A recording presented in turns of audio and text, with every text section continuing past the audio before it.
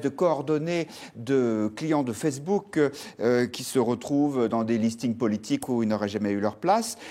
Mark Zuckerberg était donc hier à Bruxelles devant une délégation du Parlement européen et voilà ce qu'il leur a dit. But it's also become clear over the last couple of years that we haven't done enough to prevent these tools from being used for harm as well. We didn't take a broad enough view of our responsibility, and that was a mistake, and I'm sorry for it. Alors évidemment, c'est très touchant parce que c'est extrêmement spontané, on sent qu'il parle avec son cœur, sauf que regardez ce qu'il disait devant le Sénat américain le mois dernier. But it's clear now that we didn't do enough to prevent these tools from being used for harm as well. We didn't take a broad enough view of our responsibility, and that was a big mistake. And it was my mistake, and I'm sorry. Voilà, chez Facebook, on a des photocopieuses apparemment, puisque c'était mot à mot le même discours. Alors, soyons honnêtes, Mark Zuckerberg ne s'est pas contenté de répéter ces éléments de langage.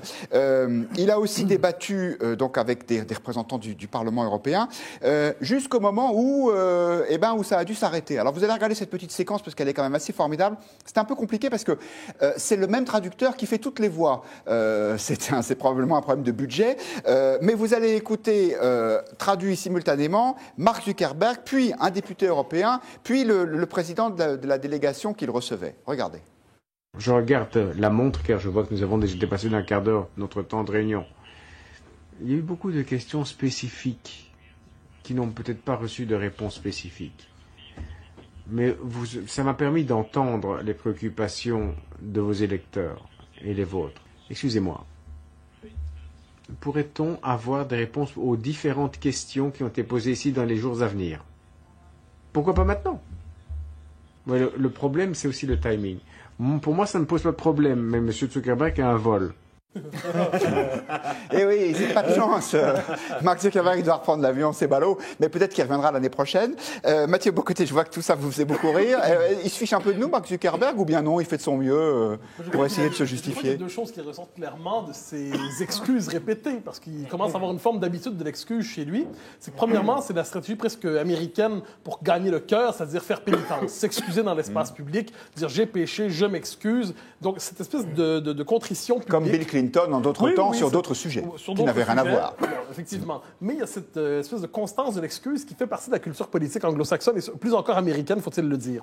Deuxième élément, on voit que lorsqu'il est confronté devant des autorités politiques classiques ou traditionnelles, Mark Zuckerberg donne l'impression d'un homme qui surplombe ces figures du monde ancien qui ne comprennent pas exactement la complexité du monde qu'il a créé lui, et on ne contestera pas l'influence immense, la révolution qu'il a portée, mais il regarde tous ces gens à la manière de représentants du monde ancien, un peu décalés, avec une autorité qui ne s'applique pas vraiment à lui. Il est prêt à faire des concessions s'il le faut, des excuses s'il le faut, mais sur le fond des choses, il ne veut pas rendre de compte à des autorités qu'il ne semble pas reconnaître fondamentalement. Donc oui, il s'y plie formellement, légalement, mais on n'a pas l'impression qu'on est devant quelqu'un qui se rend compte véritablement comment dire ça, du type d'autorité qu'il rencontre et il ne les reconnaît pas comme tels.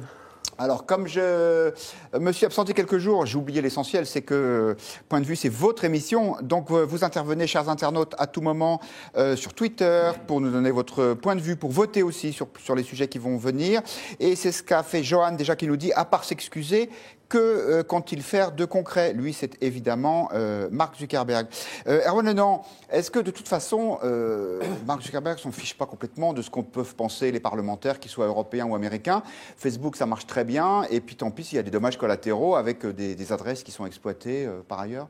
Non, je crois pas. D'abord, je trouve ça assez drôle, voire assez hypocrite de la part de beaucoup de Français qui s'indignent que Mark Zuckerberg n'ait pas assez de respect pour le Parlement européen, sachant que les trois quarts des Français n'en ont rien à faire de ce qui se passe au Parlement européen. Mais comme là, c'était Facebook qui venait que auditionné, il faudrait lui donner une importance spécifique. Bon.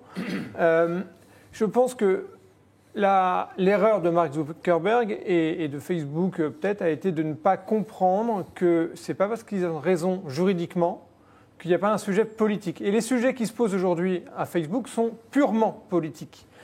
Quand je regardais les comptes rendus, je n'ai pas vu l'interview, l'entretien en direct, j'ai regardé un certain nombre de comptes rendus, il y a plein de députés qui l'ont interrogé sur le monopole de Facebook, parlant de concurrence, enfin des concepts qui sont des concepts, mais café du commerce, qui sont absolument faux en économie. Personne n'a jamais montré que Facebook était en concurrence, était en monopole. Quand bien même il serait en monopole, personne n'a démontré encore que ce soit un problème.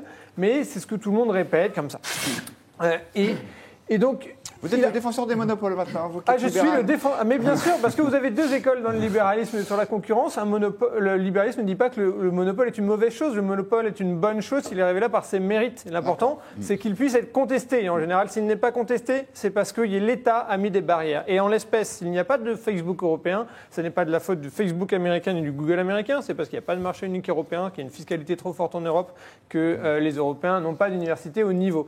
Mais donc, bref, pour revenir sur Mark Zuckerberg, je pense que son erreur a été de ne pas percevoir suffisamment qu'il y avait un sujet politique et de répondre de manière politique. Et donc il s'attache effectivement à avoir une vision qui est assez juridique, en disant en droit, je vois pas, il y a des choses qui ont dysfonctionné, on va les corriger, et voilà. Et puis c'est tout. Ouais. Georges Kuzmanovic, vous êtes sur Facebook? Eh oui. Je ne suis pas le seul, je crois, ici. On est au moins deux, en tout cas. On est au moins deux. Non, mais je suis entièrement d'accord avec ce que dit M. Bocoté. C'est une culture de l'excuse. Et c'est les mêmes formes d'excuses, d'ailleurs un peu en mode Terminator, Robocop. Ça a l'air d'être le même visage avec les mêmes mimiques ou non mimiques. Mais ce sont le même type d'excuses qu'en 2007, 2008, 2009 de la part des banques. Ils viennent se présenter, ils disent bon, je m'excuse. Et effectivement, ils ne sentent pas la menace. Et contrairement à ce que disait mon voisin de table, il y avait aux États-Unis, il y a toujours des lois antitrust, anti-monopole. Elles ont été appliquées justement il y a très longtemps, il y a un siècle, contre la Standard Oil, c'est-à-dire Rockefeller, parce qu'il avait un monopole. Et l'État, à cette époque, avait la puissance pour dire non, on ne peut pas, dans une démocratie, pour que les choses fonctionnent, avoir... Le dernier que j'ai vu, c'est Reagan. Oui, mais celui-là, il est intéressant, parce que Standard Oil, Rockefeller l'avait fait par son mérite. Et à cette époque-là, même aux États-Unis, on considérait que même si au mérite on contrôle l'eau ou le pétrole du monde entier, eh ben, ça n'est pas légitime, parce qu'on est dans des démocraties et pas dans des dictatures, qu'elles soient politiques ou économiques. Et puis ça montre aussi quelle valeur on a dans notre société.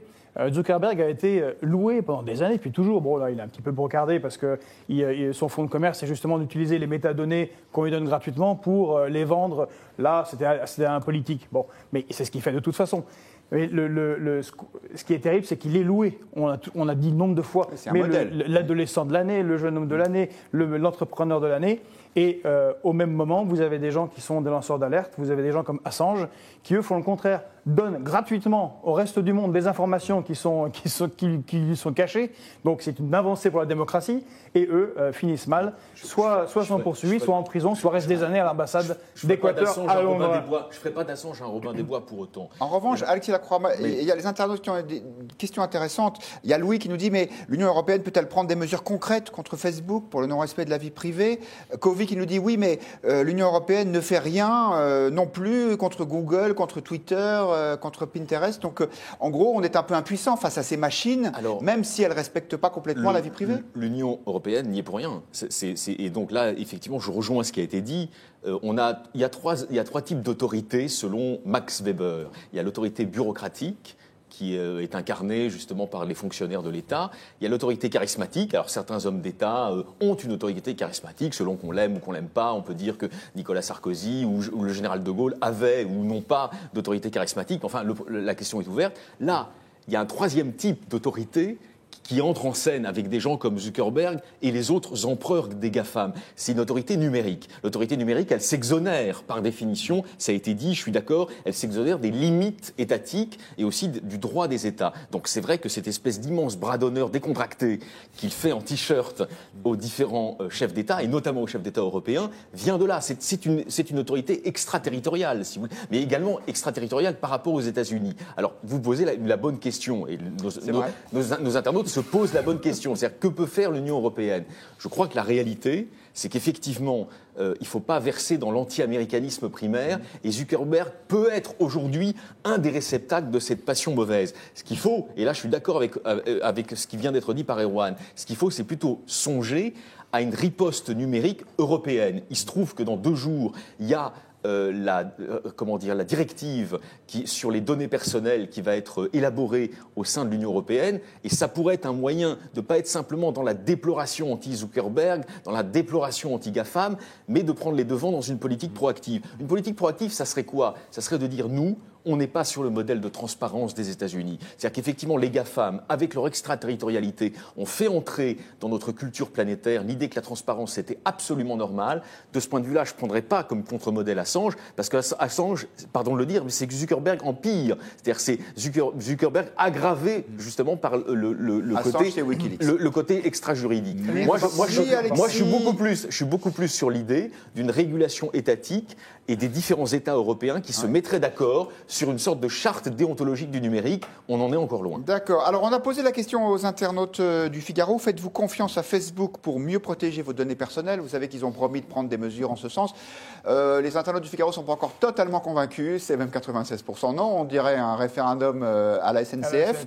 Voilà. Et donc, la question suivante, combien d'entre vous sont sur Facebook et combien d'entre vous prévoient de le quitter parce que vous avez l'impression que ça ne respecte pas les données? Mathieu, de votre côté? Oui, mais c'est un peu plus compliqué quand même. C'est-à-dire Facebook est devenu pour plusieurs un lieu incontournable où on doit s'inscrire si on veut interagir dans l'espace public d'une manière ou de l'autre. Mais c'est le choix du consommateur. Oui, on ne peut pas réduire ça dans un instant. La semaine, il y a un mois, Facebook m'a envoyé un message. J'ai publié assez peu d'informations personnelles sur ce réseau. J'ai un message de Facebook qui me dit fêtez votre amitié de 5 ans avec mon épouse que j'ai épousée il y a 10 ans maintenant. Donc si vous ne leur donnez pas les informations, ils ne les ont pas. Il y a deux choses là-dedans.